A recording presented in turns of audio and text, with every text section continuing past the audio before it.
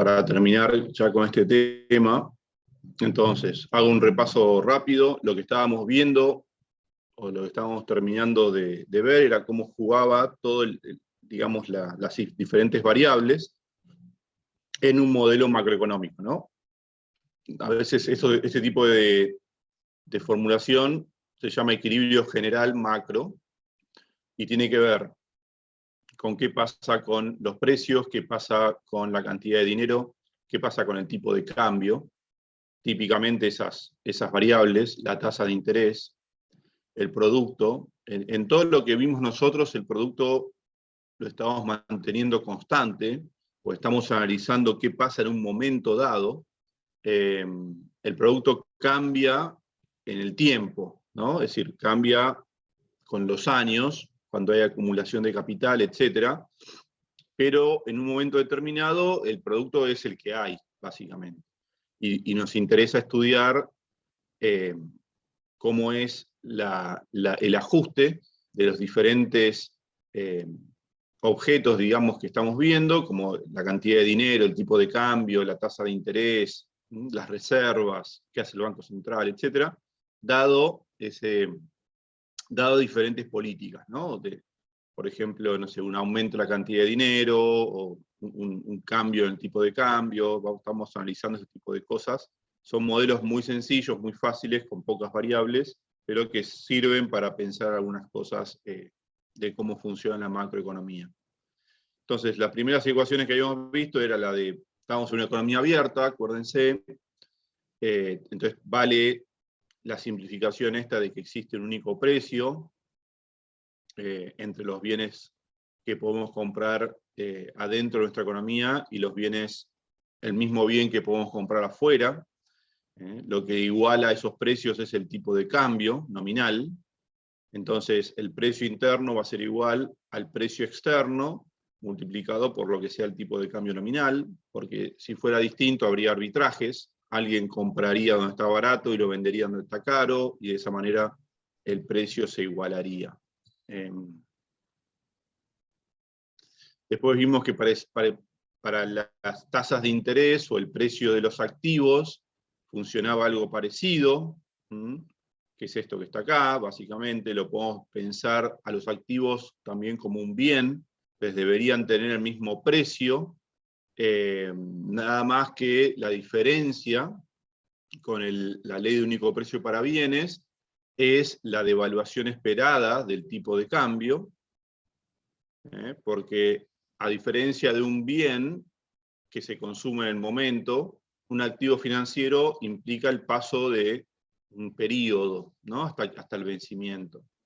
Entonces, esto está diciendo que el precio en el momento T del activo doméstico va a ser igual al precio en el momento T del activo externo por el ratio de tipos de cambio entre hoy, en el momento T, y el tipo de cambio en T+1.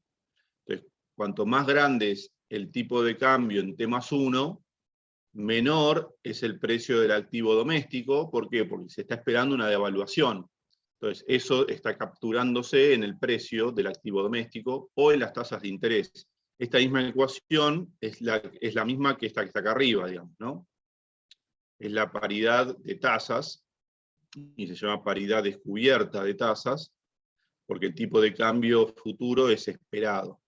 Es una variable que es una expectativa en realidad. Ok, esto ya lo habíamos visto. Bueno, después habíamos visto el balance del Banco Central, o habíamos visto, estas son las condiciones como de equilibrio, ¿no? La paridad de poder, o la ley de único precio, paridad de poder de compra, y la paridad de tasas de interés, son condiciones de equilibrio. Después lo que teníamos eran condiciones de balances, o podríamos decir ecuaciones contables, que tienen que ver con el balance del Banco Central. Entonces, las reservas del Banco Central están en el activo, que es esto que está acá. Hay que multiplicar por el tipo de cambio, y típicamente son dólares o bonos en dólares. También pueden ser bonos domésticos, que hay que multiplicarlo por el precio de esos bonos. Y en el pasivo, que está a la derecha, tenemos la base monetaria, y después el patrimonio neto, que es la diferencia entre el activo y el pasivo. Es bien sencillito este balance. Uno podría tener en el pasivo también títulos de deuda del Banco Central, etc. No estamos simplificándolo. Así que eso no lo vamos a poner. Entonces, el dinero que emitió el Banco Central es un pasivo para el Banco Central, es una deuda. O se considera así, ¿no? Y contra ese dinero que emite, el Banco Central compra, ya sean bonos o reservas. Y vimos que había operaciones de mercado abierto, que son las operaciones que hace el Banco Central con el mercado ya sea de dólares o de bonos, o de bonos en pesos, ¿no? Entonces, por ejemplo, típicamente a las operaciones de mercado abierto se las identifica con operaciones del Banco Central en bonos, cuando compra o vende bonos del Tesoro en el mercado. ¿Y para qué puede querer comprar o vender bonos del Tesoro del Banco Central? ¿Qué les parece? Cambiar la política monetaria, expandirla, contraerla. Exacto, ¿no? Porque cuando el Banco Central compra bonos, ¿cuál sería el efecto en el mercado? A ver. ¿Qué pasa en el mercado? Contraer la demanda perdón, la cantidad de dinero, digamos, de la economía. Cuando compra bonos, ¿qué vende a cambio? ¿Qué le da al mercado? Perdón, ahí agregaría más dinero. Claro. Entonces, cuando el Banco Central compra bonos, los está comprando a cambio de dinero. Entonces, aumenta la cantidad de dinero en poder del público. ¿Y qué pasa con el precio de los bonos? O la tasa de interés.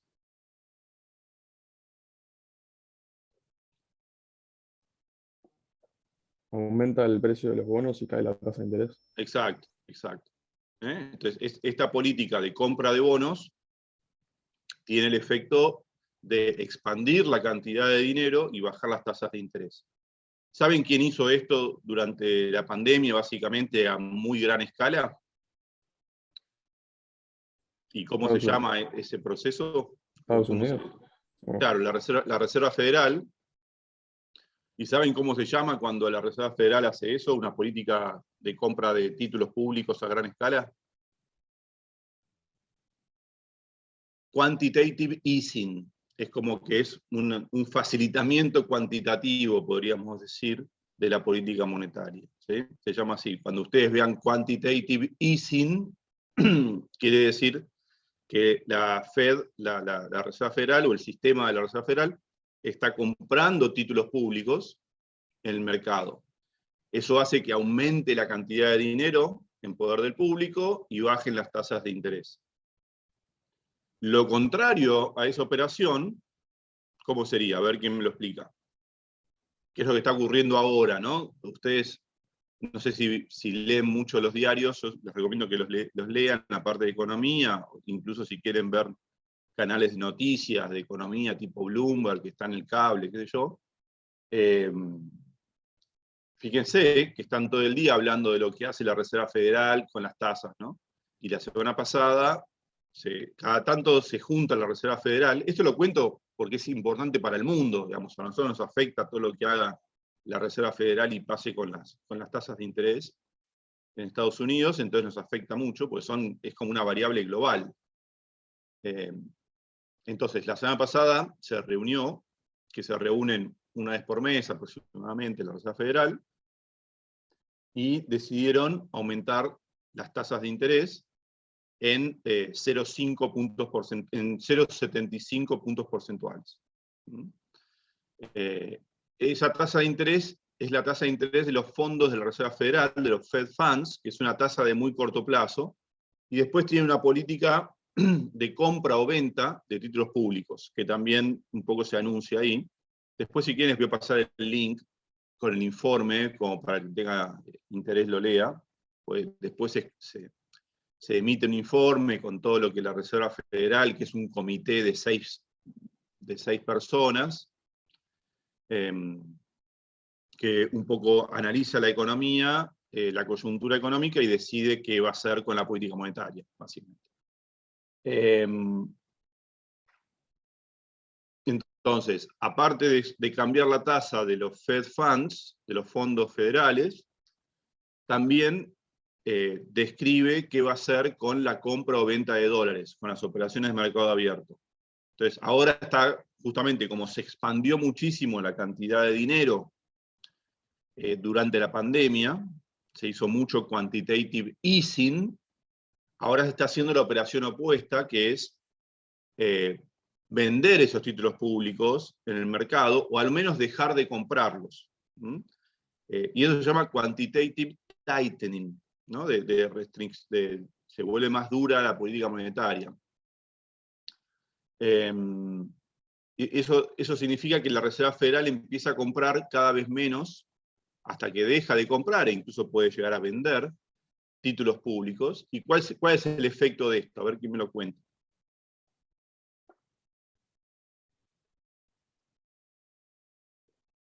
Y caería el precio de esos títulos y haría aumentar la tasa de interés. Exacto, exacto. Entonces la tasa de interés de los que está implícita en los bonos del Tesoro empieza a aumentar, porque empieza a caer el precio de los bonos, empieza a aumentar la tasa de interés, y eso es lo que sucede, está sucediendo en este momento. Están aumentando las tasas. Típicamente la que más se mira es la del bono a 10 años, tiene un vencimiento de 10 años, y ¿qué sucede cuando eso pasa? ¿Qué les parece en el resto de la economía?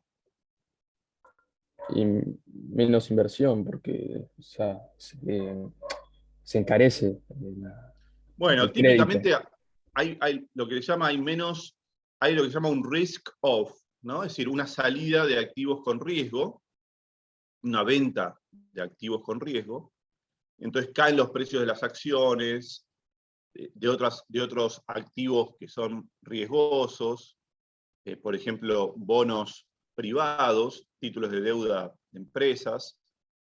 Entonces esto es como lo que se llama un flight to quality, ¿no? Un vuelo hacia la calidad de los títulos públicos de la Reserva Federal, que rinden un poquito más ahora, porque el aumento de tasas los hace rendir más, se vuelven más atractivos y el dinero sale de las inversiones más riesgosas.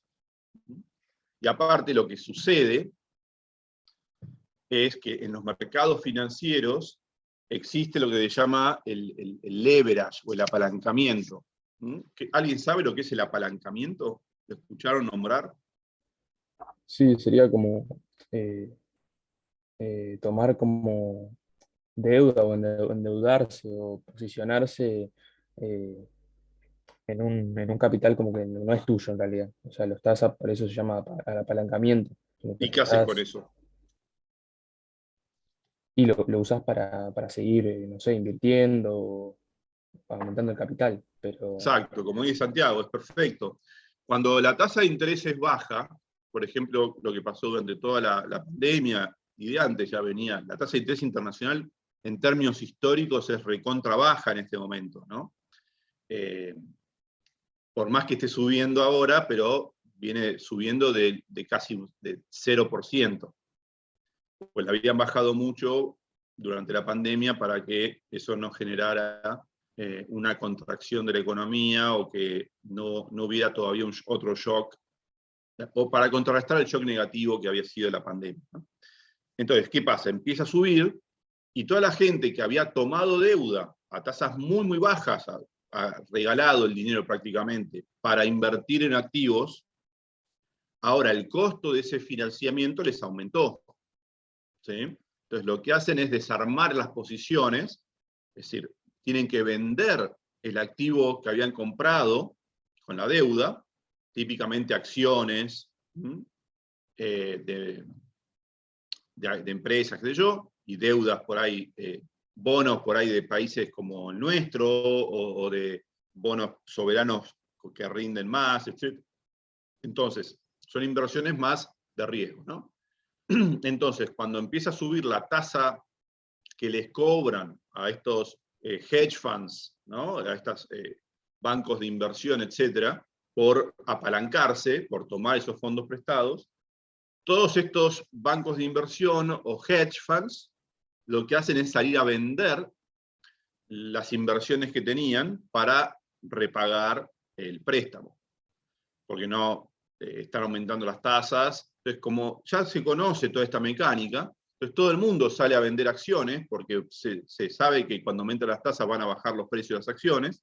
Entonces, todos los que estaban apalancados saben hacer eso, y eso agrega todavía más caída a el precio de las acciones. El precio de las acciones cae por dos razones. Cuando aumentan las tasas de interés, vieron que nosotros hablamos siempre de valor presente de los ingresos futuros. ¿Y cómo calculamos el valor presente de los ingresos? Dividiendo por la tasa de interés, ¿se acuerdan? Cuando calculamos el precio de un bono, etc. Para las acciones es lo mismo. ¿Cuál es el modelo de evaluación de una acción? Bueno, los dividendos que la empresa va a pagar en el futuro, traídos a valor presente, es decir, divididos por las tasas de interés que yo podría ganar, ¿no? O para las tasas de interés que si yo tuviera el dinero hoy podría ganar, o lo que se llama el factor de descuento, que es eso mismo, que es cómo traigo o cómo expreso dinero que voy a tener en el futuro a dinero presente. Entonces, cuando aumentan las tasas de interés, como está aumentando el denominador de esa división, entonces cae el valor presente de los dividendos. Y si cae el valor presente de los dividendos, también cae el valor de las empresas, porque valen menos en términos de valor presente. Entonces las acciones, que es justamente el valor de las empresas, cae. Entonces, por un lado tenemos que cuando aumentan las tasas, cae el valor de las empresas, pues estamos descontando los ingresos futuros a una tasa más alta, y aparte cae también por esta venta que hacen los fondos que estaban apalancados. Entonces, siempre que hay un aumento de tasas, hay un ajuste muy fuerte de los mercados de activos. Y eso es lo que estamos viendo ahora. Si ustedes siguen un poco, yo estoy seguro que muchos de ustedes les interesan, porque digamos, hay mucha gente que después me escribe, que quiere estudiar finanzas o entender cómo funcionan los mercados financieros, etc. Entonces yo sé que hay muchos que les interesa, que siguen, que invierten. Siempre pasa esto. Cuando hay una política monetaria restrictiva, se ve un ajuste muy fuerte de los precios de las acciones, incluso antes, porque esto es todo un juego de expectativas, ¿no? Si el mercado espera que la Fed empiece a subir las tasas, ya en ese momento, cuando cambia la expectativa, se genera el ajuste de los precios de los activos. Independientemente que la Reserva Federal después suba o no. Claramente siempre que la Reserva Federal hace algo, o emite un comunicado, o toma una decisión, se mueven todos los mercados, ¿no? Siempre pasa eso. Profe, el tema de las criptomonedas también bajó el precio. Las criptomonedas todavía son de los activos más riesgosos, más que... Un poco, si quieren, podemos poner así, ¿no? El riesgo de los activos. Podemos poner, primero vienen los bonos del Tesoro estadounidenses, no hay casi nada de riesgo, nunca se defaultearon, etc. Después vienen por ahí bonos de otros países más riesgosos. Después vienen bonos de empresas, que muchas veces las empresas tienen menos riesgo que los países. Todos esos serían bonos, ¿no? Renta fija, se llama. Y después viene lo que son activos más riesgosos, como acciones. Acciones de que, bueno, primero las menos riesgosas son las acciones de las empresas ya muy instaladas en el mercado, no sé, Coca-Cola, Walmart. Esas acciones son muy poco riesgosas. Después vienen acciones de empresas más riesgosas, como las tecnológicas, Amazon, Microsoft, Apple, Mercado Libre, etc. Esas son las acciones tecnológicas que cotizan en el Nasdaq, que es otra bolsa de acciones tecnológicas, casi exclusivamente. Y esas tienen más riesgo, ¿no? Los precios se mueven más que las empresas más tradicionales. Y después tenés el espacio de las criptomonedas, que es como lo más riesgoso en este momento, que los precios se mueven todavía mucho más fuerte que el de las acciones más riesgosas, digamos, ¿no? Entonces, cuando se mueven las tasas, ajusta todo, y ajusta en la proporción al riesgo que tiene cada inversión, ¿no? Y acá en Argentina, profe, ¿qué está pasando? Porque también hubo un cambio de las tasas, los bonos esos SER, también algo pasó. Sí, ¿Parecido o eso, nada eso, que ver a lo que eso pasa en tiene que Estados ver, Unidos? eso tiene que ver con un fenómeno doméstico típicamente nuestro, que es que el gobierno se necesita financiar para cubrir el déficit fiscal. Entonces, ¿cómo se financia? Bueno, típicamente con emisión de dinero. Que ¿cómo es esa emisión de dinero? Bueno, esto estamos viendo ahora. El Banco Central emite dinero, le compra un título al Tesoro, básicamente es una operación entre ellos dos, entonces el Tesoro con ese dinero financia el gasto. Otra forma de financiamiento, que es mucho más aceptable, podríamos decir, es en el mercado de títulos de deuda con el sector privado.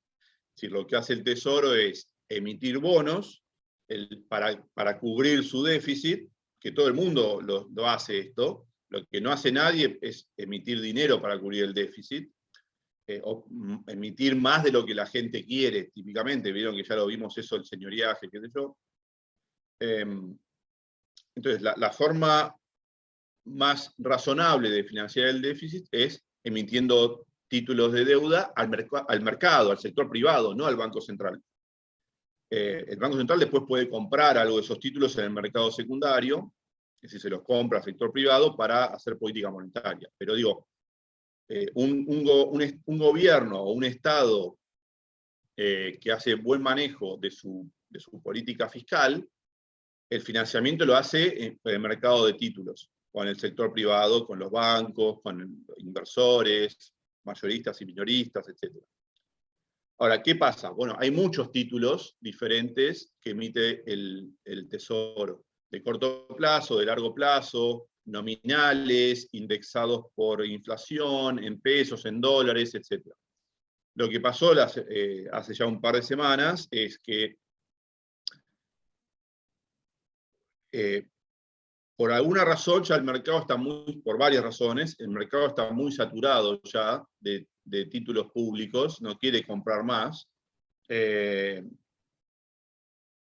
en particular, como hay muchísima inflación esperada, la gente, el mercado, no quiere comprar títulos que no protejan contra la inflación. Entonces lo que compran, básicamente, son títulos indexados por SER. SER es el coeficiente de estabilización de referencia, que es básicamente el índice de inflación. Entonces, ¿qué significa un bono indexado por SER? Que el capital de ese bono está cubierto contra la inflación, típicamente. Es decir, va ajustando de acuerdo al coeficiente de la inflación. Entonces, de esa manera no perdés si hay inflación. Entonces, ese es el mercado más grande ahora de títulos públicos, domésticos por lo menos, porque están en pesos, pero están protegidos contra la inflación. ¿Y qué pasó? Vieron que aparte nosotros tenemos, la macroeconomía argentina es una desprolijidad enorme, digamos, no es que hay un problema, hay 35 problemas. Otro gran problema que tiene la macroeconomía argentina es el sistema de tipos de cambio diferenciales que inventaron.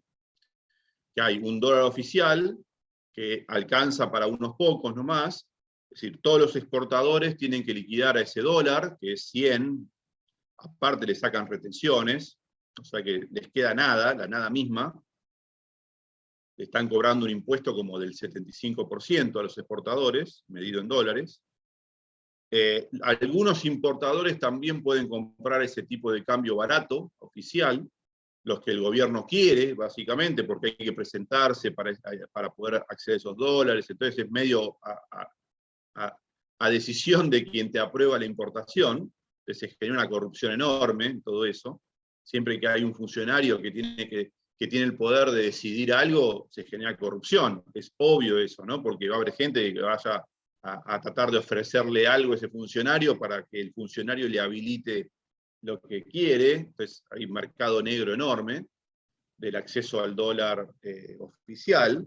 Muchas empresas lo que hacen es, si sos exportador, vas a decir que exportaste menos de lo que en realidad exportaste, se llama subfacturación de exportaciones, porque todo lo que decís que exportaste te van a dar pesos al oficial, entonces vos querés tener la menor cantidad de esos pesos, entonces se genera un mercado negro de exportaciones, y si vos sos importador, te conviene decir que estás importando muchísimo, porque te están dando el dólar oficial. Entonces, si vos importás 10, vas a ir a declarar que tenés que importar 20. Así te regalan $10 más o 10 millones de dólares al oficial, que es un regalo. Entonces, hay sobrefacturación de importaciones. Entonces, ¿qué se genera ahí? Bueno, que el precio, que el dólar en el mercado oficial termina siendo totalmente escaso. No hay dólares para quien los quiera, porque hay poca oferta y mucha demanda a ese precio. Entonces se genera escasez. El Banco Central no puede acumular reservas, se le van todos los dólares, etc. Pues es un precio artificialmente bajo. Lo que pasaría con cualquier otro mercado. Cuando se le pone un precio... Ustedes ya estudiaron micro. ¿Qué pasa en cualquier mercado cuando se pone un precio máximo? El precio máximo siempre está por debajo del de equilibrio, ¿no? ¿Qué pasa en ese mercado? Exceso de demanda y termina en escasez. Claro, ocurre un desabastecimiento, típicamente, y un mercado negro paralelo, donde van a tener que ir a comprar todos los que no pueden comprar al precio oficial, al precio máximo. Eso pasa siempre, en todo momento y lugar, en todo el mundo, no es algo que pasa en Argentina, pasó en todos lados. Pasa que, bueno, acá todavía, ¿viste? No sé, creemos que tenemos reglas o que tenemos leyes económicas propias, esa cosa, ¿no? Que se dice. Bueno, y después hay un mercado informal, porque no está formalizado, no es que hay otro tipo de cambio, pero que de hecho existe, que es el dólar paralelo. Ese dólar paralelo, hay muchas formas de conseguirlo. La más blanqueada, podemos decir, es con compra y venta de títulos públicos. Comprás el título público en pesos y lo vendés en dólares. Hay dos formas de hacer eso. Títulos públicos con liquidación, digamos, en Argentina, es decir, que vos comprás un título en pesos y lo vendés en dólares, pero los dólares los tenés en Argentina. Y después se llama con liquidación afuera, que es cuando vos los comprás en pesos acá y los vendés en dólares, pero afuera. Entonces es como te hacés los dólares en el exterior. Ese es un poquito más caro todavía, porque te están dando los dólares directamente afuera. Uno es el contado con liqui, otro es el MEP, o el cable, digamos. En realidad depende. Y lo puede hacer con bonos que coticen en pesos y en dólares. Y todo el mundo hace esto. Vos cuando estás comprando, no sé si ustedes compran o no, pero hasta los bancos te ofrecen ya comprar dólar MEP o dólar contado con liqui, que es esta operatoria que es totalmente legal, que vos vas al mercado de bonos, comprás el bono en pesos, lo vendés en dólares, o lo comprás en dólares, lo vendés en pesos, como quieras, si querés traer dólares o sacar dólares. Y ese tipo de cambio en este momento está más o menos a 2.40, 2.30. Subió mucho estas últimas 2 semanas. Entonces hay una brecha, se genera una brecha entre los dos tipos de cambio como del 100%. Entre los 100, 110 y los 230, 240. Entonces, obviamente, nadie va a querer hacer, es decir, se minimizan todo lo que es las operaciones en esos mercados, porque el que está comprando y vendiendo al precio caro dice, mira, estoy pagando una barbaridad, el que está comprando y vendiendo a precio barato está baratísimo, entonces se destruyen toda la información contenida en los precios, básicamente. Se hace un desajuste fenomenal de todos los mercados. Y eso es lo que genera la escasez de divisas, digamos, ¿no? Hay escasez de divisas, pues, digamos, estás obligando a quien la tiene que vender a venderle un precio regalado, entonces nadie quiere vender. Y por otro lado, bueno, si querés comprarla, tenés que ir a comprarla al dólar paralelo, porque nadie la vende al dólar oficial, típicamente. Entonces genera esa brecha, que es un impuesto en realidad, fenomenal, ¿no? Del 100%. Que son esas cosas locas que solamente pasan en Argentina. Eso genera todavía más complicación, Porque, por ejemplo, ahora vuelvo a lo que pasó con el mercado de bonos en SER. ¿Qué pasa? Si vos sos una empresa que, por ejemplo, ahora en el invierno tenés que salir a importar gas, que es lo que está pasando, incluso empresas públicas, como Enarsa, tienen que salir a pagar los barcos de gas líquido que vienen al puerto para abastecer la red de gas. Eso es muchísimo, son muchísimos millones de dólares que hay que pagarlos.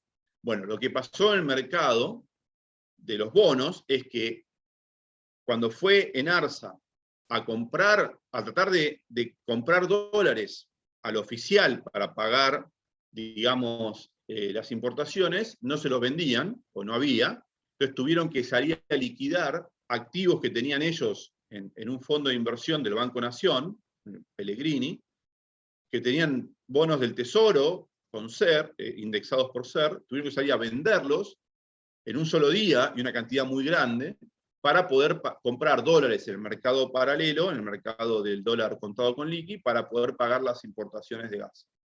Eso fue lo que pasó, pero típicamente como fue una venta tan grande y descoordinada, no había vendedores, no había compradores para esa cantidad tan grande de títulos.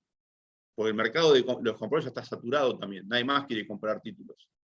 Entonces el precio bajó muchísimo y se generó tipo una corrida. Después todos salieron a vender porque estaban viendo que por algo estaba cayendo tanto el precio de los bonos con SER, estaba aumentando mucho la tasa de interés. Todo esto se piensa como una probabilidad de default, básicamente, ¿no? Un riesgo asociado a tener el bono, entonces nadie lo quiere tener. Eran bonos también que tienen una duración de 3, 4 años, 5 o 2, pero ya...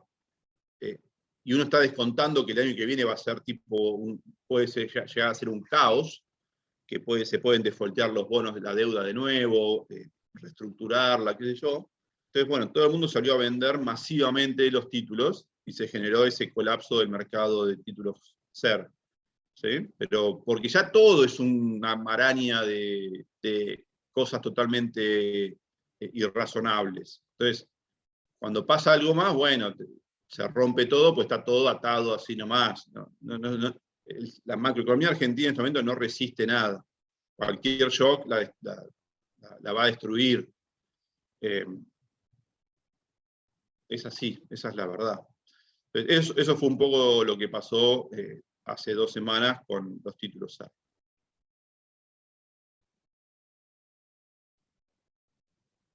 ¿Se entendió más o menos? Sí, profe, quedó claro. Ok. Entonces, todo el fenómeno, la problemática ocurre porque hay porque hubo durante muchos años un aumento descomunal del gasto público, que ya no se puede financiar con nada. Como con impuestos no se puede financiar, empiezan a emitir dinero para financiarlo, como ese dinero la gente no lo quiere porque lo considera ya un impuesto, tienen que aumentar todavía más la cantidad de dinero, o expropiar, o poner cepos, precios máximos, qué sé yo. Eso resulta en disminución de la oferta, desabastecimiento, etc., ¿no? Y eso es lo que estamos viendo ahora. En general, esos episodios, cuando se agravan todavía más, suelen terminar en hiperinflaciones. Yo no sé si vamos a llegar a tanto el año próximo, pero va a ser un año muy complicado. Si no se cambia algo, va a ser un año muy complicado. Si se sigue con las mismas políticas, digamos, claramente se va a complicar cada vez más. Yo viví 2 episodios de hiperinflación y no es nada lindo, ¿no? Se destruye todo. ¿Sí? Bueno. Entonces, operaciones de mercado abierto. ¿Se entiende cómo impacta el balance? Ya lo habíamos visto, ¿no? Como cuando el Banco Central compra o vende, altera su balance. Esto leanlo bien. Entonces vamos ahora con la cantidad de dinero. Habíamos visto ya cómo funcionaba la demanda de dinero. La ecuación, esta es una demanda de dinero que surge de lo que se llama la ecuación cuantitativa a veces, pero típicamente está dada por el nivel de actividad económica, el nivel de precios y algo que es la velocidad de circulación, que lo podemos asociar con la inflación esperada, si quieren. Entonces, a mayor nivel de precios, uno tiene que demandar más dinero nominalmente, porque tiene que hacer compras, y esas compras cuestan más pesos, o sea que uno tiene que tener más pesos en el bolsillo. Si aumenta la cantidad de actividad económica, de producto, también uno demanda más dinero, en términos macroeconómicos, ¿no? Y si aumenta la inflación esperada, uno demanda menos dinero, ¿no? Pues el dinero que vos tenés va a valer menos en el futuro, o sea que querés tener lo mínimo indispensable. Uno podría pasar los precios dividiendo para el otro lado, y uno tendría demanda de saldos reales, ¿sí? La demanda de saldos reales, que sería la cantidad real de dinero que uno quiere tener en el bolsillo, y eso dependería positivamente de la actividad y negativamente de la inflación esperada o esta velocidad de circulación. Es un poco lo que está acá. Y si dividimos, tenemos la demanda de saldos reales, que sería esta definición, y es una función de demanda que depende positivamente del producto y negativamente de esta variable B, que podemos pensar que está metido ahí la inflación esperada. Pues la inflación esperada básicamente es el rendimiento del dinero. El rendimiento del dinero siempre, en general, salvo excepciones, es negativo. Si vos tenés dinero, cada vez rinde menos tenerlo. ¿Por qué? Porque los precios aumentan. Salvo que la inflación sea negativa, que ha pasado algún año, en algún año de crisis, en 2008, 2009, la inflación llegó a ser negativa en el mundo. En Argentina también hubo un par de años, en el 97, 98, que la inflación fue negativa.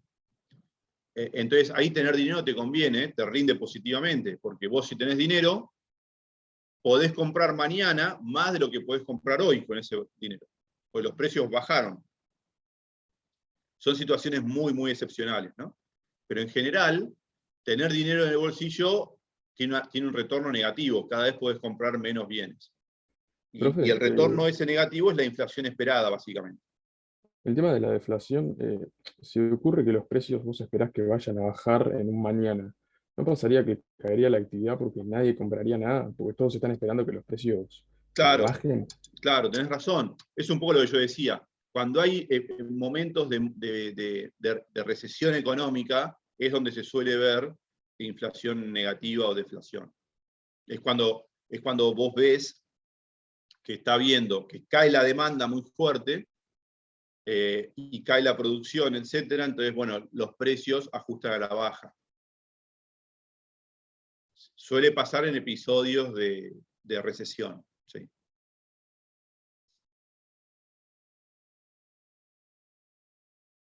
Ok, bueno. Después tenemos el balance de las familias, que el balance de las familias sería es decir, el balance de activos financieros de las familias, ¿no? O de activos.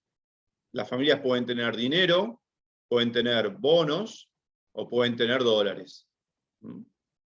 Y acá F significa pues está en poder de las familias, ¿no? En vez de en Banco Central. Y eso es la riqueza que tiene la familia. Es decir, podríamos decir el saldo total de activos que tienen las familias.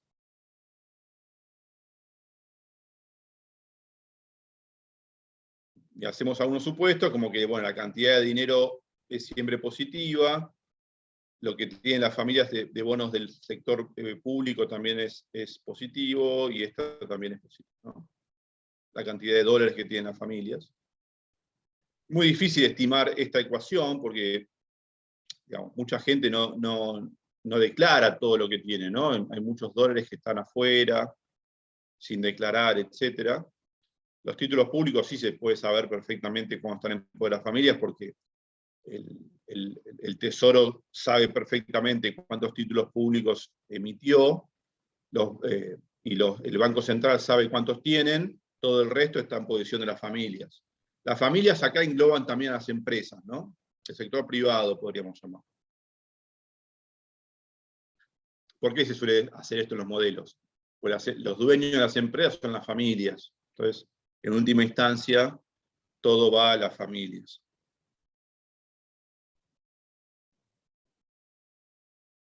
Bueno. Entonces, fíjense, ahora vamos a ver cómo se genera el equilibrio en el mercado de dinero.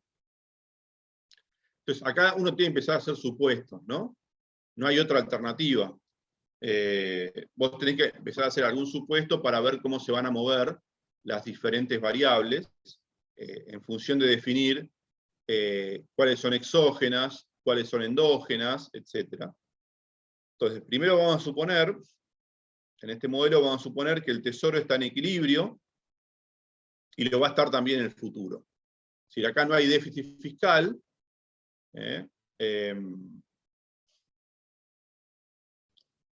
y el Tesoro tampoco va a emitir nuevos bonos, por eso podría generar expectativas, qué sé yo.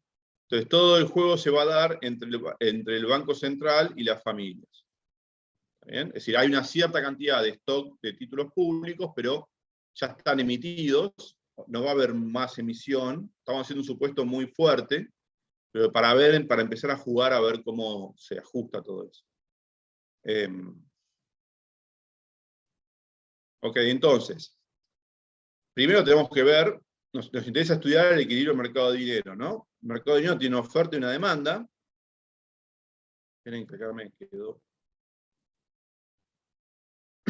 Entonces, de la igualdad de la oferta de dinero nominal emitido por el banco, digamos, oferta de dinero nominal del Banco Central y la demanda de dinero de las familias, porque el único que puede ofertar dinero es el Banco Central, ¿no? En términos primarios.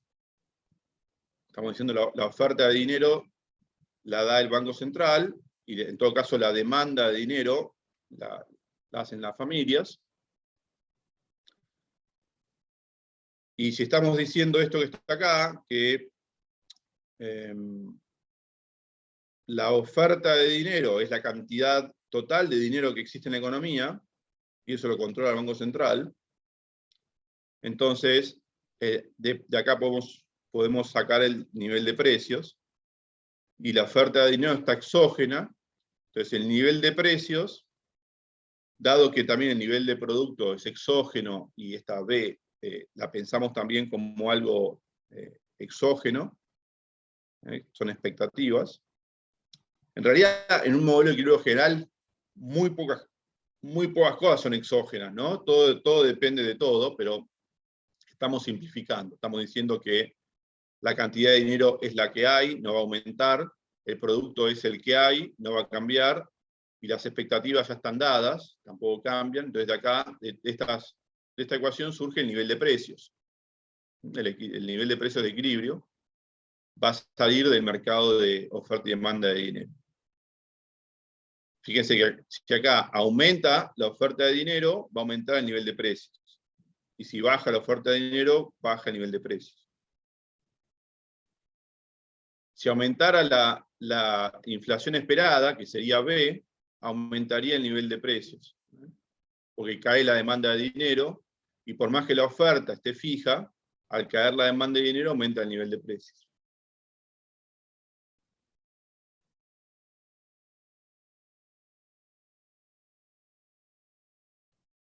Bueno, entonces, acá tendríamos 3 equilibrios, esto pensando de nuevo, ¿no? Que la cantidad de dinero es exógena, que la maneja el Banco Central, y no hay otra, acá el tipo de cambio estamos diciendo que es, bueno, ahora después vamos a hablar del régimen cambiario, si es fijo o flexible, pero acá estamos suponiendo que la cantidad de dinero la maneja el Banco Central de forma exógena. Eso genera este nivel de precios.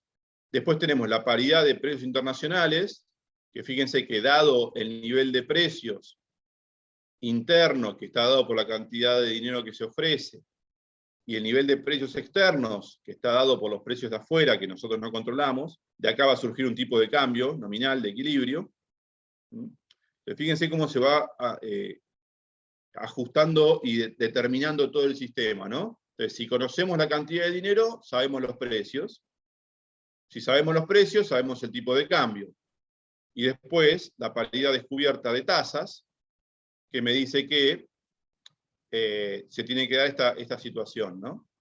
Entonces, las tasas de interés internacionales están dadas, el tipo de cambio spot, que es este que está acá, se generó con la ecuación 16, las expectativas de inflación, estamos pensando, perdón, de depreciación, estamos pensando que no hay depreciación, que el tipo de cambio va a ser igual, o puede estar dadas, ¿no? Pueden estar dadas, de forma exógena también. Entonces, todas estas variables y parámetros, podríamos decir, generan el tipo de interés de equilibrio.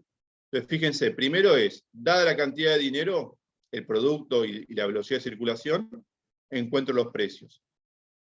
En la ecuación en el equilibrio del mercado monetario. En el equilibrio del mercado de bienes, que me dan los precios, dado el precio que tengo acá, doméstico, que se generó en el mercado de dinero, y el precio internacional, encuentro el tipo de cambio. Dado el tipo de cambio, voy a encontrar también la tasa de interés. Y así se resuelve este sistemita. Ahora, ¿qué estamos suponiendo acá? Que el tipo de cambio es flexible, ¿no? Que el tipo de cambio ajusta para igualar esta ecuación.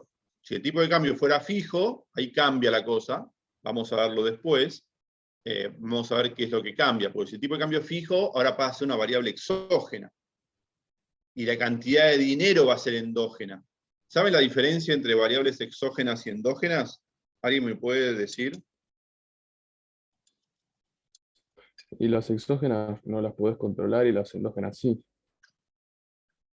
O Un sea, no poquito al dependen, revés. Al no revés sería, dependen de... Santiago. Sería al revés. Las exógenas, a ver, es todo un tema, lo podemos complicar, etcétera, pero las exógenas son el valor está dado por fuera del equilibrio del sistema. ¿Mm? Ya sea una variable que vos controlás o que no controlás, pero que te viene dada. Por ejemplo, no sé, la tasa de interés de la Fed, yo no la controlo, pero está dada. No puedo hacer nada para cambiarla.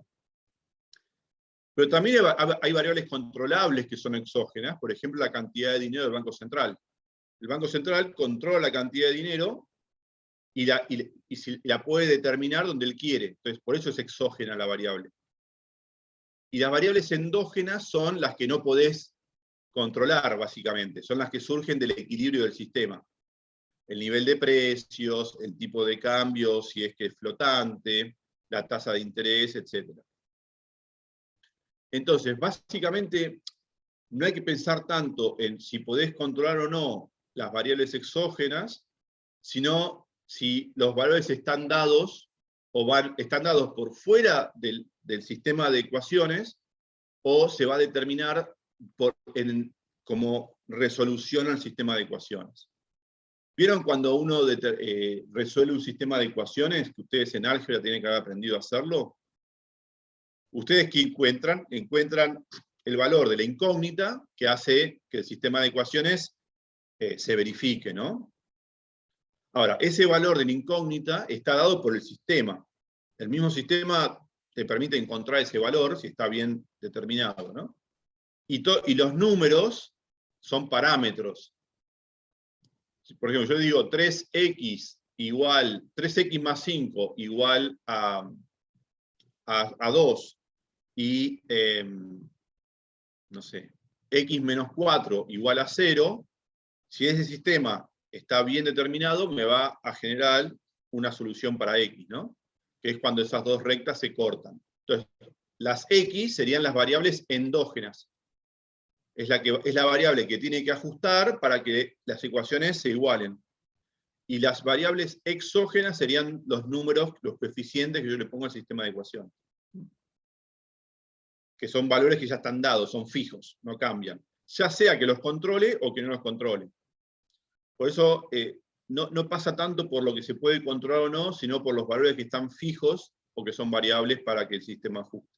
Es esa un poco Igual podríamos hablar años de este tipo de conceptos que son más bien de metodología de la ciencia en general, ¿no? Cuando es un experimento, bueno, ¿qué es lo exógeno? ¿Qué es lo endógeno? Por ejemplo, cuando vos haces un experimento, las variables exógenas son las que vos podés controlar y las que quizá tampoco, y también son quizá variables que vos no podés controlar. Por ejemplo, no sé, la gravedad. Bueno, la gravedad es la que hay, no la podemos controlar, salvo que tengamos un laboratorio para alterar la gravedad, ¿no? dentro de un espacio reducido, etc. Entonces, obviamente, cuanto más variables podés controlar, mucho mejor, porque podés, esto lo van a ver si quieren después como en econometría, no sé, porque podés hacer mejor el experimento. Cuanto más variables controlables, cuanto menos variables exógenas tenés que no puedas controlar, mucho mejor. Pero no todas las variables exógenas son controlables, quiero decir. Algunas te vienen dado el valor y bueno, vos lo tomás como ya dado. Entonces, profe, ¿Se con entiende? tipo de cambio fijo, la variable exógena es la cantidad de dinero. No, el tipo de cambio. Porque Pues estaría si yo fijo. fijo el tipo de cambio, ya está, le doy un valor que eso no se puede cambiar dentro del modelo, del sistema, ¿no? Y lo que va a tener que ajustar ahí dentro de las ecuaciones es la cantidad de dinero para hacerlo compatible con ese tipo de cambio que viene de forma exógena. Ok. Es lo que va a pasar después. Entonces, fíjense que el tipo de cambio nominal E expresa el precio en pesos de comprar $1, bla, bla, bla. Bueno, entonces, tenemos dos regímenes de tipo de cambio extremos, ¿no? Que podemos pensar. Un tipo de cambio fijo, donde ahí el Banco Central decide cuál va a ser el tipo de cambio y va a intervenir comprando y vendiendo dólares para que ese tipo de cambio siempre sea ese. Y fíjate, ahí ya te está diciendo, ¿no? ¿Qué es lo que puede controlar, digamos, qué es lo que tiene que hacer el Banco Central para mantener ese tipo de cambio? Bueno, tiene que salir a vender o comprar dólares. ¿Mm? Y ahí pierde libertad, porque no sabe si va a tener que comprar dólares o vender dólares. Va a depender de cómo sea la demanda de dólares. Y eso no lo puede controlar el Banco Central. Entonces, el Banco Central lo que puede decir es, bueno, el dólar voy a intervenir para que valga, no sé, 200 pesos. Si tengo más demanda que oferta al mercado del dólar, tengo que salir a aumentar la oferta. Si tengo menos demanda que oferta, tengo que salir a aumentar la demanda. ¿Y cómo salgo a aumentar la oferta o aumentar la demanda? Que yo no sé qué es lo que voy a tener que hacer. Bueno, con la cantidad de dinero, ¿no? Porque con los excesos de dólar los voy a comprar emitiendo pesos, y si faltan dólares los tengo que vender contra pesos. Entonces, la cantidad de dinero que hay en el mercado pasa a ser endógena. No depende de lo que decida el Banco Central. Obviamente, en última instancia, depende de cuándo fue el tipo de cambio que puso el Banco Central. Pero una vez que el Banco Central fijó el tipo de cambio, la cantidad de dinero pasa a ser endógena y depende de la demanda de dólares o la demanda de dinero del sector privado. Eso lo vamos a ver después. Ahora, si el tipo de cambio es libre, ¿cómo va a ser acá la cantidad de dinero y el precio del tipo de cambio? ¿Qué les parece?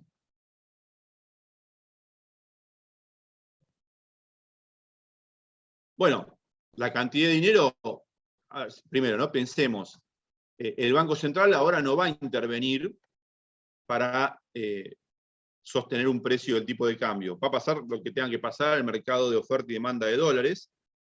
Entonces el Banco Central no tiene que salir a emitir pesos para comprar dólares o a vender dólares para sacar de circulación pesos.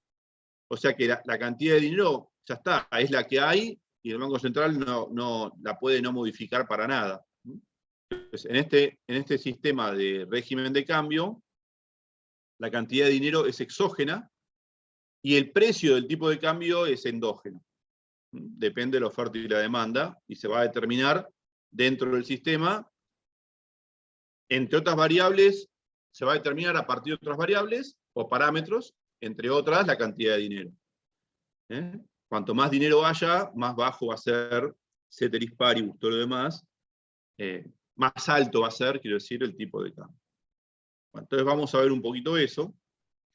Entonces, primero tenemos que decir cómo es el tipo de cambio, o el régimen de tipo de cambio. Entonces, vamos a ver primero el equilibrio general bajo tipo de cambio flotante. Entonces, tipo de cambio flotante, el Banco Central no interviene para nada en el mercado de cambios. Entonces, ¿cuáles son las variables endógenas? Las que se determinan dentro del sistema de ecuaciones. El nivel de precios, el tipo de cambio, porque acá el Banco Central no hace nada, lo deja flotar hasta su nivel de equilibrio, y la tasa de interés. Estas son endógenas. Estas son las que tenemos que encontrar cuáles son los valores de equilibrio. Y las exógenas, las que vienen determinadas de afuera, ya sea que las controlemos o no, es la cantidad de dinero, que esta sí la controla el Banco Central. El Banco Central puede decidir cuánto dinero quiere que haya en la economía. El tipo de cambio esperado, las expectativas de tipo de cambio, que no controla el Banco Central. Típicamente el Banco Central podría influir, pero digo, las familias son las que van a tener estas expectativas. El nivel de precios externo, que acá nadie lo controla, viene de afuera. La tasa de interés externa, que nadie la controla, viene de afuera. La velocidad de circulación, que depende de las expectativas de inflación. Y el producto, que también estamos considerando que es una variable exógena. Este sería como un modelito tipo los ISLM, con el producto dado de forma vertical. Entonces, la solución de estas variables endógenas se obtiene usando estas ecuaciones, básicamente. ¿Está bien? Entonces, fíjense, el orden en el que le vamos a resolver va a estar dado por qué es lo que podemos resolver primero. Entonces, fíjense, y acá es un poco acá lo explico, ¿no? Entonces, primero, dadas todas esas variables exógenas, usamos la ecuación 15 primero para resolver los precios. Sería esta de acá. Dado que todas estas tres de la derecha son exógenas, si yo conozco los valores, entonces determino el nivel de precios. Determinado el nivel de precios, uso la ecuación de la paridad de precios internacionales para encontrar el tipo de cambio. Y dado el tipo de cambio que encontré antes, y las expectativas de tipo de cambio futuro, la tasa de interés internacional, encuentro la tasa de interés doméstica. Y ahí ya terminó de resolverlo. ¿Se entendió cómo es? Sí, se entendió. Sí. Bien. Ahora, ¿qué pasa? Entonces, bueno, si denotamos los valores de equilibrio por estos sombreritos que le ponemos a las variables endógenas, entonces la secuencia sería la siguiente. Dados el valor B, QM, encuentro P, sombrero. Dado el valor P sombrero y P estrella, encuentro E sombrero. Dado E sombrero y estos otros parámetros, encuentro I sombrero. Y ya tengo todo el equilibrio macroeconómico. Encontré el nivel de precios, el tipo de cambio y la tasa de interés del equilibrio general.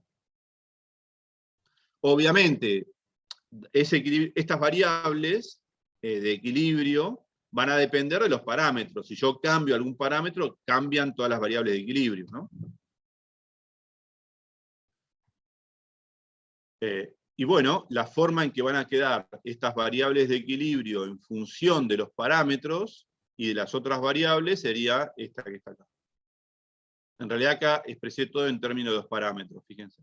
Entonces, si cambia por alguna razón, cambia la cantidad de dinero, si aumenta, va a aumentar el nivel de precios, va a aumentar el tipo de cambio y van a caer las tasas de interés. Por acá está en el denominador.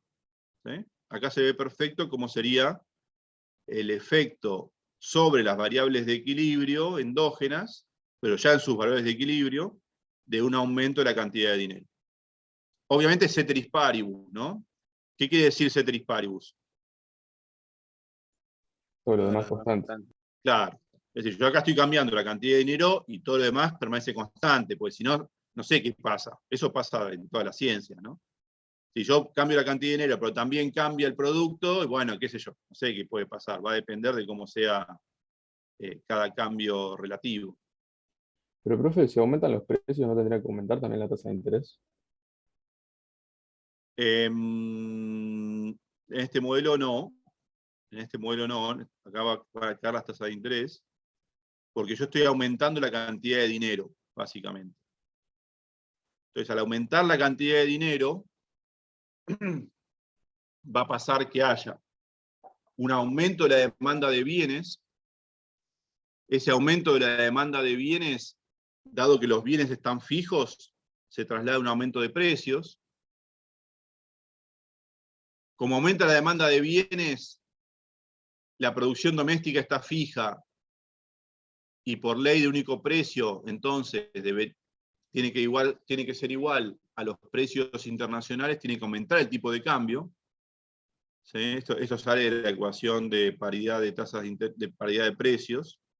Y después, las tasas de interés, por más que haya aumentado el nivel de precios, pero ¿qué está pasando? Está aumentando la demanda de bonos, pues yo estoy aumentando la cantidad de dinero, entonces está aumentando la demanda de bonos, y el aumento de la demanda de bonos hace que caigan las tasas de interés, porque aumenta el precio de los bonos. Claro, sería como el modelo ISLM. Esto es puesto en ecuaciones, un tipo de modelo ISLM. El modelo ISLM, en realidad sería un modelo ISLM con mercado, con economía abierta, ¿no? A veces se llama ISLM BP o algo así. Pero es un poco distinto, pues estamos poniéndole supuestos que lo restringen un poquito a ese modelo ISLM. Lo estamos haciendo que el producto sea fijo, o sea que la curva de producto va a ser vertical, y aparte le estamos metiendo la paridad del poder, la paridad de precios internacionales y una ecuación de determinación de la tasa de interés. Es muy parecido, eso se podría llamar un modelo ISLM, pero tiene es un modelo ISLM con algún supuesto adicional acerca de cómo ajustan los precios, porque el modelo ISLM, los precios no los considera, ¿no? No es un modelo donde uno lo use para analizar los precios, sino que lo que usa el modelo ISLM es analizar la relación entre la tasa real de interés y el producto, ¿no? Entonces acá estamos suponiendo que el producto está constante, y uno tendría que derivar la tasa real de interés a partir de esta ecuación, y eso va a depender. Fíjate, acá yo estoy diciendo la tasa nominal, ¿no? Pero la tasa real va a depender de la inflación esperada. Como acá no cambió la inflación esperada, de nuevo, lo podemos incorporar a eso, ¿no? Pero en este modelo simple, la inflación esperada permanece constante. Entonces, es como que hay un aumento de la cantidad de dinero, pero no cambia la inflación, ajusta el nivel de precios, pero no la inflación esperada. Que la inflación, acuérdense que sería la variación del nivel de precios. Deberíamos ver qué pasa con la esperanza del nivel de precios en T+1, para ver qué pasa con la inflación esperada. Y acá estamos suponiendo que se mantiene como constante eso. Entonces lo que hay es una caída de la tasa de interés, y si la tasa de inflación esperada permanece constante, también va a haber una caída de la tasa de interés real, entonces. Pues la tasa de interés real, acuérdense que es 1 más la tasa de interés nominal sobre 1 más la inflación. Si la inflación no cambia, caería la tasa de interés real. Entonces ahí podríamos ver qué pasaría en este modelito de ISLM cuando aumenta la cantidad de dinero con producto constante, ¿no? Pasa que acá lo vemos mucho mejor que en ese modelo ISLM, porque acá vemos también los precios. El modelo ISLM se llama ISLM porque plantea el equilibrio del mercado de bienes y el equilibrio del mercado de dinero. La curva IS es el equilibrio del mercado de bienes, la curva LM es el equilibrio del mercado de dinero.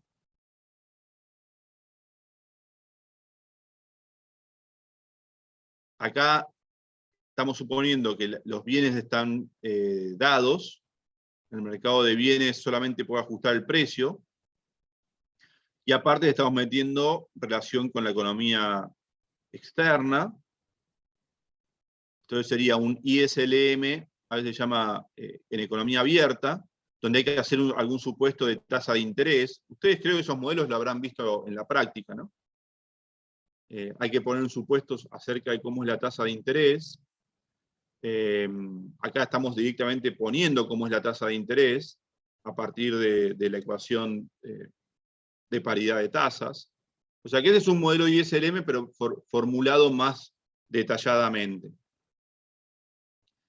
A ver, un modelo ISLM también se puede formular detalladamente, ¿no? Y llegaríamos a un modelo de este tipo.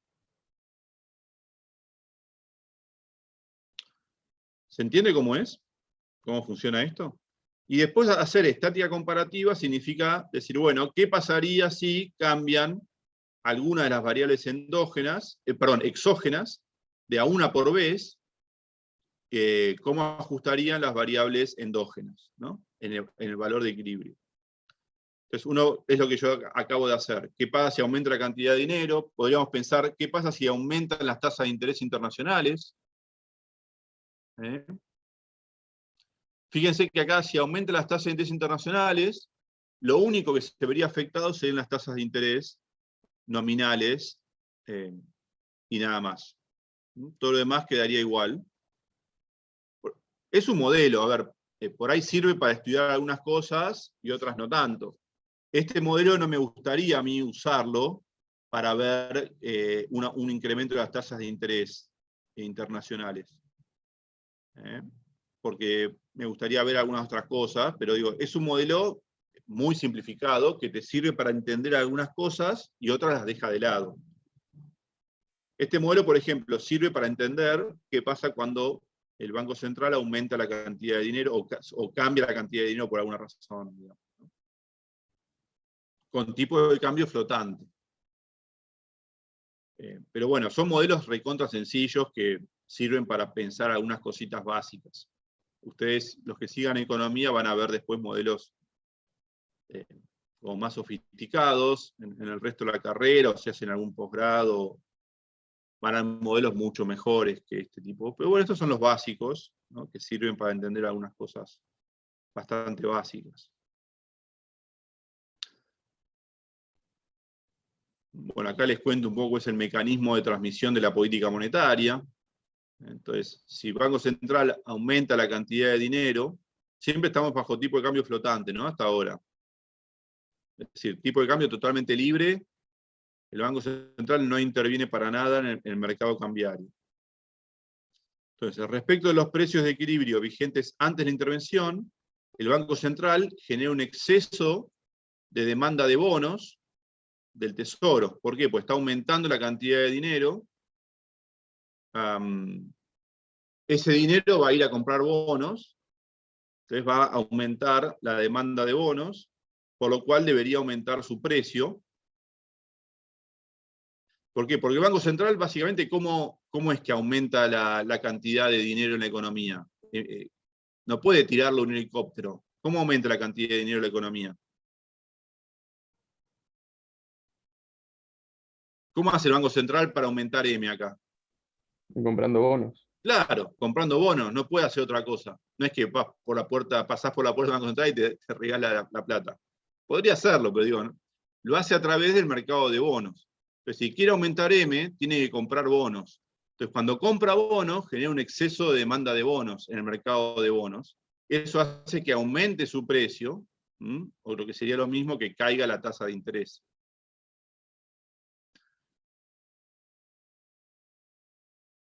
Cuando cae la tasa de interés, la gente va a preferir comprar dólares e invertir en el activo en dólares. Pues si cae la tasa de interés acá, esta ecuación se desarbitra, ¿no? Fíjense, si yo voy acá, si el Banco Central hace que caigan los rendimientos bonos de los activos en pesos, ahora esta ecuación se va a desarbitrar. Es decir, va a quedar esto con un signo menor acá, de menor. Entonces, ¿qué va a pasar? La gente va a ir a comprar dólares y va a aumentar el tipo de cambio. Entonces va a aumentar este E acá abajo hasta que se corrige esta desigualdad y vuelve a ser igual, digamos, ¿no? Fíjense, si cae Y, la izquierda, el lado izquierdo va a ser menor que el lado derecho. Ahora, si aumenta E, el lado derecho cae hasta que vuelva a ser igual al lado izquierdo. ¿Y por qué aumenta E? Bueno, por este efecto de que la gente va a ir a comprar dólares al mercado porque está bajando el rendimiento de los títulos en pesos. Esto lo vemos todos los días. Por eso, cuando el Banco Central quiere que la gente no compre dólares, te aumenta la tasa de interés, porque es una forma de tentar a la gente a que en vez de comprar dólares, compre bonos. Ahora, si la tasa de interés cae, la gente va a ir a comprar dólares, o activos en dólares, quiero decir, ¿no? Bueno, entonces esto genera un exceso de demanda de dólares que hará que aumente el tipo de cambio nominal. A su vez, el aumento del tipo de cambio hace que el precio de los bienes domésticos sea barato. Y acá lo tenemos que ir a ver la ecuación de paridad de precios internacionales. Entonces, si el precio de los bienes domésticos es barato, va a aumentar la demanda por los bienes domésticos. Es decir, vamos a tener un exceso de exportaciones, si querés, pero como no podemos producir más bienes, pues está fija esa cantidad de producto, entonces va a aumentar el nivel de precios del bien de consumo. Entonces, esto es el relato, digamos, en palabras, lo que se está viendo, el mecanismo de transmisión de la política monetaria. Digamos, ¿no? Lo que cuentan las ecuaciones acá lo cuento un poco en palabras. Cómo sería el ajuste en todos los mercados. Bueno, y ahora, si el tipo de cambio es fijo, ahora cambia bastante todo. Porque ya el Banco Central no puede poner la cantidad de dinero que quiera en el mercado, sino que va a ser la cantidad de dinero consistente con el tipo de cambio que el Banco Central quiere. Entonces ahora el tipo de cambio pasa a ser una variable exógena, y la cantidad de dinero una variable endógena. ¿Se entiende ese cambio importante en la formulación del modelo? Sí, profe. Exógena ese tipo de cambio, pero igualmente lo controla. Por eso lo que me habías dicho, de que no está bien decir que controla o no controla. Sino que Claro, creo que como que está si vos dado. decís que controlás o no, es un poco, no te ayuda a determinar si es exógeno o no, Claro, básicamente. Sí. Es decir, exógeno significa lo que no está resuelto dentro del sistema de ecuaciones, lo que se resuelve por fuera, básicamente. Ya sea que vos lo controlás o no lo controlás, el valor está dado por fuera del sistema de ecuaciones, y las variables endógenas son las que el sistema de ecuaciones resuelve, básicamente. ¿Sí? En este caso, la cantidad de dinero ahora va a estar dada por el equilibrio del sistema de ecuaciones. No va a venir de afuera su valor. Se va a tener que determinar endógenamente al sistema. Las ecuaciones son las mismas, nada más que ahora la causalidad es distinta. Lo que es exógeno y lo que es endógeno es distinto. Si el tipo de cambio está fijo y es creíble que permanezca fijo, acá estamos hablando de credibilidad, de expectativas, entonces la gente va a pensar que el tipo de cambio en el futuro se va a mantener al mismo nivel del de hoy. O sea que las expectativas de tipo de cambio van a ser las mismas que el tipo de cambio de hoy. Eso es un tema importante. Entonces ahora el tipo de cambio esperado va a ser el mismo que el tipo de cambio ahora, spot. Entonces ahora la solución del equilibrio para las variables endógenas se obtiene de esta manera. Fíjense que de la ecuación 17, que es la de paridad de tasas, como estas dos son iguales al tipo de cambio fijo, entonces la tasa de interés internacional tiene que ser igual, perdón, sí, la tasa de interés doméstica tiene que ser igual a la internacional. De nuevo, uno me dirá, no puede ser esto porque el riesgo argentino, bueno, claramente. Acá estamos suponiendo que no hay riesgo porque la gente cree que el tipo de cambio no se va a depreciar. Eso es lo que pasaba en la convertibilidad, por ejemplo. El tipo de cambio se mantuvo muy fijo durante muchos años y las tasas de interés en Argentina fueron muy parecidas a las internacionales. Siempre hay un poquito de riesgo porque vos decís, bueno, en algún momento me pueden defaultear, entonces, bueno, nunca vas a tener la tasa igual que la tasa de la Reserva Federal, por ejemplo, pero bueno. En un modelo simple como este deberían ser iguales las tasas. Después de la ecuación 16, dado el tipo de cambio fijo y el nivel de precios externo, determinarías el nivel de precios interno. Y de la 15, dado el nivel de precios interno, la velocidad de circulación y la cantidad de producto, vas a encontrar la cantidad de dinero de equilibrio. Esta es la forma en que se puede encontrar el equilibrio cuando ahora tenemos un tipo de cambio fijo. La cantidad de dinero para ser endógena y su nivel de equilibrio se encuentra de esta manera. Primero tenés que resolver la tasa de interés, con la tasa, o podrías directamente ir de la ecuación 16 y 15, te resuelven los precios y la cantidad de dinero, pero para resolver los precios, bueno, está bien, se resuelven por separado, fíjense, la 17 encuentra la tasa de interés, y la 16 y la 15 encuentran precios y cantidad de dinero. Pues los valores de equilibrio de las variables endógenas en función de las exógenas son estos. Estas son las ecuaciones. Entonces, uno acá, ¿qué pregunta puede hacer? Bueno, ¿qué pasa si se da un aumento del tipo de cambio fijo? El Banco Central dice, bueno, yo ahora no lo voy a mantener más fijo en 100, sino que en 200. Entonces, ¿cómo sería? Bueno, primero habría un salto del nivel de precios, igual que lo que sería el salto del tipo de cambio. Tiene que haber un salto de la cantidad de dinero. ¿Y cómo sería acá el ajuste? Bueno, si el Banco Central dice, yo voy a pasar de un nivel de tipo de cambio fijo de 100 a 200, en algún sentido lo tiene que operar a eso. No es que pasa solo. ¿Qué tiene que hacer el tipo de cambio? Perdón, ¿qué tiene que hacer el Banco Central? Sabía comprar dólares, típicamente, para subir el precio. Entonces, ¿contra qué compra los dólares el Banco Central? Bueno, emitiendo dinero. Entonces, por eso la cantidad de dinero tiene que aumentar. De esta manera, cuando aumenta el tipo de cambio fijo. Y después, si una vez que el tipo de cambio fijo quedó en el nuevo nivel, las tasas de interés tienen que ser las mismas que afuera. ¿Por qué? Porque, de nuevo, no se espera un cambio de tipo de cambio de nuevo. Ya fue un salto y ya está.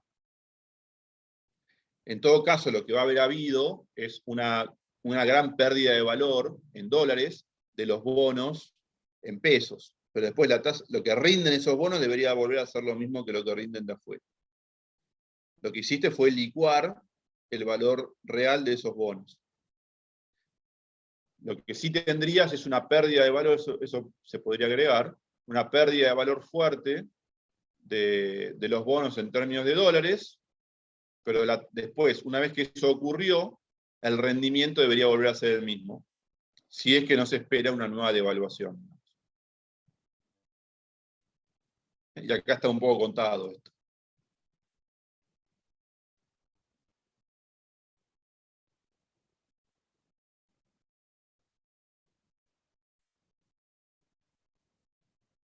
Entonces acá tenemos el mecanismo de transmisión de la devaluación. Entonces, dado que la situación inicial está en equilibrio, el Banco Central, para devaluar el tipo de cambio, debe salir al mercado a comprar la cantidad de dólares que haga que su precio suba hasta el nuevo nivel. Para hacer eso, tiene que emitir pesos. Entonces, de esa manera aumenta el stock de dinero de la economía, hasta que se encuentre ese tipo de cambio fijo más alto. Eso presionan al alza del nivel de precios.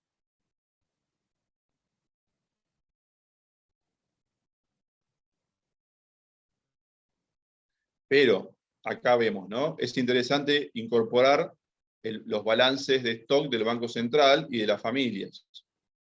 Porque lo que va a estar haciendo el Banco Central va a ser licuar la riqueza de las familias, va a estar apropiándose de parte de la riqueza de las familias si hace esto el Banco Central. Fíjense cómo sería. Acá pongo un ejemplo numérico. Simplifiquemos, ¿no? B igual a 1, Q igual a 10, precios internacionales igual a 1, tasa de interés internacional 5%, y el tipo de cambio es igual a 1, pensemos, ¿no? Acá. Para hacer bien sencillo todo. Dados estos valores, tendríamos el nivel de precios igual a 1, la cantidad de dinero igual a 10, y la tasa de interés doméstica igual a 5%. Ahora, dado todo esto, los balances de las familias de riqueza, suponemos que son también estos, ¿no? Acá estamos haciendo un supuesto, porque también para poner algunos valores iniciales a todo el modelo, estamos suponiendo que, ¿no? Como la cantidad de dinero es 10, esto está en poder de las familias. Las familias tienen un valor en bonos de 20, el nivel de precios es 1, perdón, acá ese es el precio de los bonos, ¿no? Entonces yo podría, supongamos que esto es 20. Tienen también 20 de riqueza en dólares, pero transformada a pesos, ¿no? Acá estoy expresando en pesos, pues estoy multiplicando por el tipo de nominal, los dólares que tienen las familias. Entonces tienen originalmente una riqueza de 50. Es decir, 10 en moneda, 20 en títulos y 20 también en dólares, todo en pesos, ¿no? Esta es la riqueza en pesos. Por otro lado, supongo que el Banco Central, es la contrapartida de esto, tiene 10 de pasivo, que es la cantidad de dinero que tiene el público. Supongo que tiene 5 en bonos domésticos y tiene 5 en reservas, también valuadas en pesos, ¿no? Y un patrimonio neto de 0. ¿Está bien? Todo lo que tiene de pasivo lo tiene el activo. Ahora vamos a ver qué pasa cuando ocurre una devaluación. Supongamos que el tipo de cambio lo lleva a 2, el Banco Central. Es decir, emite pesos para comprar reservas, por ejemplo, devaluando 100% el tipo de cambio. Va a emitir pesos, esos pesos los va a usar para comprar dólares, va a aumentar el precio del dólar hasta que llega a 2. Entonces vamos a ver qué pasó o qué puede estar pasando en el resto de la economía. Las nuevas ecuaciones de equilibrio van a ser: el nivel de precios va a ir a 2, la cantidad de dinero va a ir a 20. Estos salen de las ecuaciones de acá arriba, ¿no? De estas de acá. ¿Está bien? Entonces todo se duplica, el precio y la cantidad de dinero. La cantidad de dinero original era 10. Se duplicó a 20 ahora. Y la tasa de interés queda igual, porque se supone que esto es una sola vez y ya después queda en 2. Entonces, para determinar cómo cambiaron los stocks de activos en el balance de las familias y el Banco Central, bueno, hay que hacer algún supuesto acerca de cuántas reservas compró el Banco Central con las nuevas 10 unidades monetarias que emitió. Porque va comprando dólares, pero hay que hacer el supuesto acerca de cuántos dólares compró con estos 10, no sé, estos pueden ser billones de pesos, 10 trillones, lo que sea, como son 10 pesos nuevos. Entonces vamos a suponer que el precio promedio al que compró dólares fue de 1.5. Es decir, el promedio entre el valor inicial y el final del tipo de cambio. Entonces, el total de reservas que pudo comprar el Banco Central fue entonces esta variación. Fíjense que acá vamos a suponer que da 7. 7 dólares. Que sería esta variación de reservas. Acá todavía no estoy modificando, no estoy multiplicando, porque estoy suponiendo que el precio de los bonos queda igual, porque son bonos internacionales, pues Si pienso en dólares, esto es 1. Y cambia la cantidad. Entonces, el precio al que puedo comprar es 1,5 y la cantidad es 10. Entonces puedo comprar 7 dólares. Este es el aumento de la cantidad de dinero en pesos, dividido 1,5 que me costaron comprar en promedio los dólares, compré 7 dólares. Ahora, las tenencias en dólares de las familias, como es un sistema cerrado, tienen que caer en la misma cantidad. Estamos suponiendo que no entraron dólares del resto del mundo, ¿no? Tenemos un supuesto muy fuerte. Pues perfectamente podrían estar entrando dólares de afuera. Estamos haciendo ceteris paribus, ¿no? Bueno, entonces, si hacemos todos esos supuestos, el nuevo balance de las familias va a estar en 66. La nueva riqueza. Fíjense que antes estaba en 50. Medido en pesos, ¿no? Ojo. Hasta ahora estoy midiendo en pesos. Va a estar en 66 pesos. Y el Banco Central va a tener un patrimonio neto de 9 pesos. Ahora, ¿qué pasa? En términos de dólares, estos 66 pesos son menos dólares que antes, que los 50. ¿Por qué? Porque estos 50 dólares de antes, el tipo de cambio era 1, o sea que tenía 50 pesos. Ahora el tipo de cambio pasó a ser 2. O sea que estos 66 pesos, en realidad lo tengo que dividir por 2, tengo 33 dólares. ¿Dónde fue la diferencia de dólares entre los 50 que tenía antes y los 33? Bueno, fue al Banco Central, básicamente.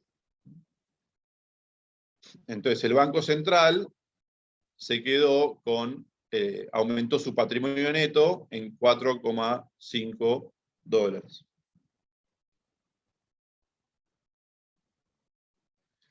Entonces, la riqueza real de las familias cae mucho debido a la pérdida de valor real de los bonos en pesos que tenían en su balance antes de la devaluación. Entonces, se licuó parte de los activos en pesos. Esto pasa siempre en Argentina. Entonces, cuando hay una devaluación, parte de nuestra riqueza, toda la que teníamos en pesos, se licúa. Por eso nadie quiere tener activos en pesos en Argentina, porque cada tanto te hacen perder el valor.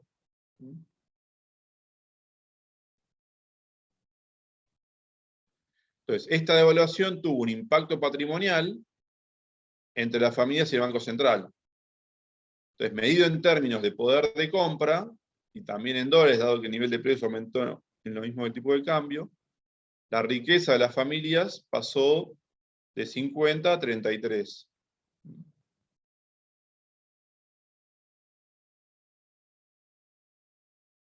Y el Banco Central de esta manera acumuló reservas. Pero a costa de que perdió riqueza a las familias, ¿no? Esto siempre es así. Bueno, acá terminaría esta parte. Acá yo lo dejé para seguir poniendo otros modelitos que yo, pero no los no llegué a completarlo para este año. Entonces, bueno, hasta acá sería lo que vamos a estar evaluando en el segundo parcial, ¿ok? ¿Se entiende esto? Obviamente más los capítulos del libro, ¿no? Que son los que ya habíamos dicho. Este capítulo era el 8, ¿no? Creo que seguía siendo el 8. Y el que es oferta y demanda de dinero, creo que eran 2, me parece, ¿no? Que tenía que ver con esto. Y más lo que sería el equilibrio en el mercado. El tipo de cambio, todo eso. Tipo de cambio, exactamente. Es el capítulo 8, donde el capítulo 8 presenta un modelo muy parecido a este. Si ustedes lo leen, va a ser muy parecido a este. Es todo el 8, me parece. Sí, capítulo 8 del libro. Entonces, bueno, ya con esto tienen bastante que estudiar, ¿eh? Hay muchas preguntas que puedo hacer, tanto así numéricas como conceptuales. ¿Habrá clase la semana que viene, profe? La semana que viene podemos hacer, si quieren, una clase como de repaso, ¿les parece? No voy a dar temas nuevos. Pero dado que es la última clase antes del examen y terminar la cursada, podemos hacer de repaso. ¿Les parece bien? Dale, por mí sí. por si tengo alguna duda. Perfecto. Entonces ya empiecen a estudiar todo como para ya la clase que viene traer preguntas y todo eso. ¿Podría subir, profe, las diapositivas que faltan Sí, lo de ¿cuáles eran? Bonet? Así ya lo hago. Creo que era la clase 7, todo eso de la inflación, el impuesto El inflacionario. impuesto inflacionario, creo que esa sola falta, ¿no? Sí, no me Y acuerdo voy si a había algo subir más. y le voy a subir las que les pasé por WhatsApp del señoriaje. ¿Lo pudieron leer? ¿Les pareció muy complicado o más o menos se entendió? Y tenía Las notas de bastantes Optel. integrales y eso. ¿Se Yo leí, perdieron un pero poco ahí? me complicó. Bueno, ok, ok. Sí, es un poquito más avanzado.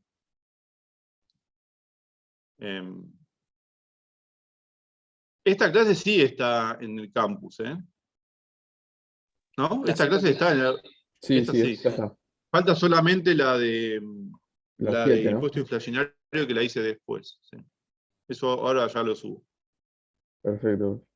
Bueno, entonces el sábado que viene nos vemos para preguntas, para consultas. Y tengo que también subir las notas del recuperatorio, subiendo un punto a cada uno. Eso ya también lo voy a hacer, ahora me quedo haciendo todo eso y ya quedó al día. Otra cosa que nos están pidiendo a todos, yo sé que estamos viniendo muchos menos a las clases de los que estamos inscriptos, porque hay un montón de gente inscripta y acá somos, no sé, 20 como mucho, bueno, 25. Pero que completen las encuestas, que hacemos encuestas todos los años para ver un poco, bueno, qué opinan de la cursada, más dar las clases. Obviamente dar por Zoom es muy feo, se pierde mucha interacción, pero bueno, es lo que hay. Seguramente ya el año que viene volveremos a presencial todo. Pero bueno, no dejen, decir, completen las encuestas, que esa es buena información para tener nosotros. Y ahí pongan todo lo que les parezca en términos bien objetivos, ¿no? Traten de, digamos, si a alguno le fue mal el examen, no se la agarre con el profesor, pero sí traten de ser objetivos y tratar y ser constructivos para, si les parece que algo hay que cambiar, algo, no sé, algún tema, habría que dar temas, si piensan que hay que dar temas que no estemos dando, eso es muy buena información para nosotros, porque por ahí ustedes están diciendo, no, mirá, estos temas que dan están buenos, pero falta dar otros temas también que nos parecen interesantes. Pero bueno, ese tipo de cosas está bueno saber. Así que las encuestas creo que están disponibles para ustedes en el aula 24. Así que traten de completarlas. Creo que los ayudantes también o los profesores de práctica les habían dicho, ¿no? Sí, sí, mandaron por mail. Bueno, bueno, eso. Nos vemos entonces para la despedida el sábado próximo, ¿les parece? Dale.